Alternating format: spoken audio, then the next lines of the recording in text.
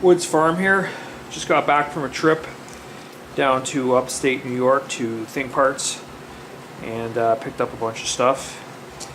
First and foremost, I got this part. It's a used part, salvage. It's the bracket for the parking brake handle, which I'm going to put onto mine. I'm not sure exactly how I'm going to do it, but it's going to go on there and I'll be able to get the parking brake situation sorted out. And I picked up a pretty big hoard of other parts, some used odds and ends. I got these kind of star bolt pieces that are for the brake system. When I was taking mine apart, I destroyed a couple of them, so these ones are in good condition. Picked them up for a steal. These are important. This is one of the main reasons I went down. These are the transmission cradle carrier bolts. I had to cut mine. I was doing the work on mine before I got a set of torches, and so I didn't have heat, and they were seized on, so I ended up cutting off the originals. And these are kind of specialized, kind of thicker here, and then they go down to a fine thread metric. They're pretty big bolts. I couldn't get them anywhere locally, so got a set of those, which I needed. And while I was down there, I picked up a bunch of other odds and ends.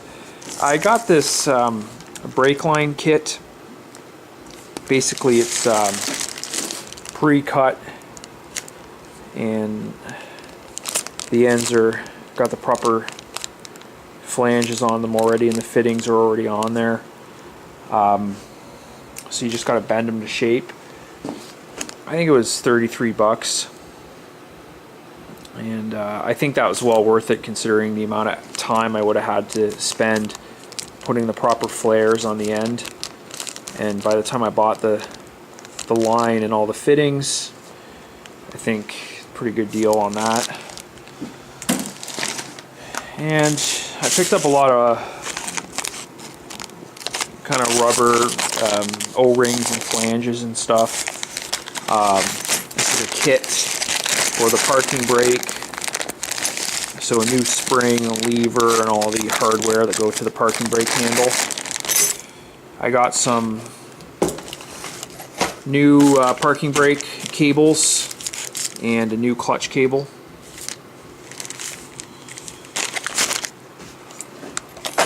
Just assorted odds and ends, clips and retainers and O-rings. There's that bushing I was talking about for the shift linkage. I needed one of those. And here's the coupler link up for the transmission. I just opted to just get a new one. He's got used ones as well, but I figured why not just get a new one. I think mine's okay, but it's missing some of the hardware, and got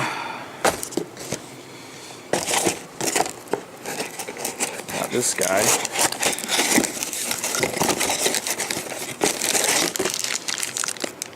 Fuel pump. It's actually kind of interesting. I have an original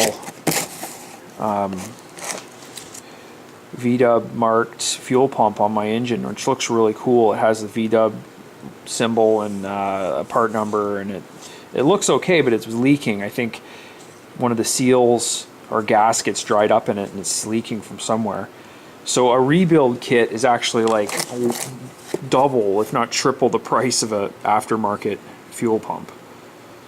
And Mike at Thing Parts was telling me that he wasn't even confident that those rebuild kits would work with all the original fuel pumps. So whatever, I needed something to get the engine running, so that's what I got. Don't need these quite yet, but I got some rear cylinders for the brakes, spring kit for the brakes. Picked up a master cylinder. So some of these parts I'm going to use right away. Other stuff is just going in my stash. But definitely a shout out to Mike at Thing Parts. He's been real good to me. I've dealt with him a couple of times, and he's very knowledgeable and super helpful.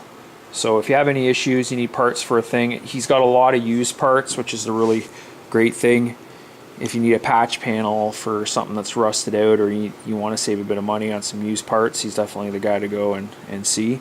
So his website's pretty easy to find on the internet, and I suggest you check him out. Just a quick update on some tools I recently picked up for the Kubelwagen project.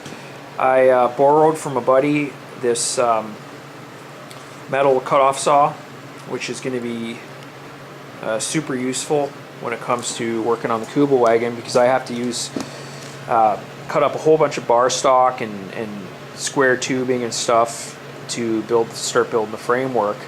And up until now, I was just using angle grinder with zip cuts. And if you've ever done that before, you know that it's a pain in the ass.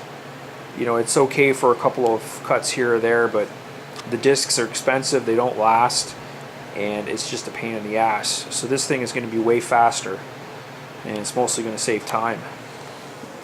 The other tool I've got is the Princess Auto Special. Like, I got this at Princess Auto. It's the Power Fist brand Bead Roller. It's got an 18-inch throat, and this is going to be used for primarily making the 1-inch ribs in the various body panels of the Kubelwagen.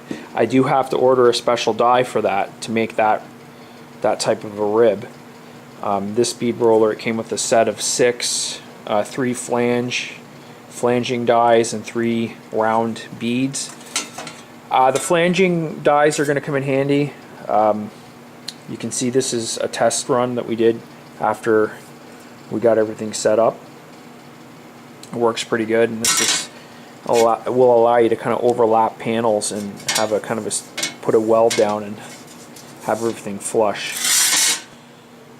So this is a pretty cheap tool. I mean, it's not meant for industrial use, that's for sure, but it's rated to 16 gauge. I'm only going to be using it on 18 and 20 gauge mild, so it should do fine. That said, this tool is not good to go out of the box. If you go on YouTube, you can see all kinds of tutorials. This tool is basically the same thing you get at Harbor Freight in the States, you know, made in China. And what you need to do is the top bar, what happens is the metal they use is just not strong enough, and it'll actually flex out of, and twist out of alignment. So when you clamp down on the workpiece and you start rolling, and it'll twist. And I tried it, and that's what happens. It does. So I mean, literally, this tool out of the box is useless. However, if you see on the back side, what you need to go ahead and do is weld on some reinforcing bars. And once you do that, we tried it, worked perfectly. No flex whatsoever. You're able to clamp down on the workpiece, and it works great. So the only other modification I'm going to do is I'm going to add 2 brackets on each side, so I can bolt it directly down to the work table. The instructions, it's designed to be put into a vise, but I honestly think it's going to be better if you can bolt it right to a work table. Just be a little more steady. So yeah, there'll be more videos of me using this, but I don't need it for a while. But the good thing is I got it on sale for like super cheap, and by no means do I recommend this thing if you're going to be doing anything large scale. But the next tool up, like if you're to buy a better version of this, I mean, you're looking at like $300-400 bucks, and this was like maybe 150. So, and I mean, it took me about an hour to do the modifications. So it's gonna work.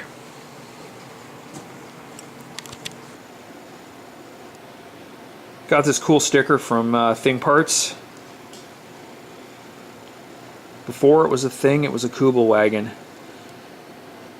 Kind of neat.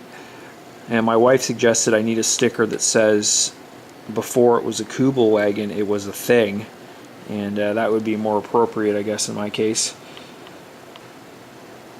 Still, nice sticker.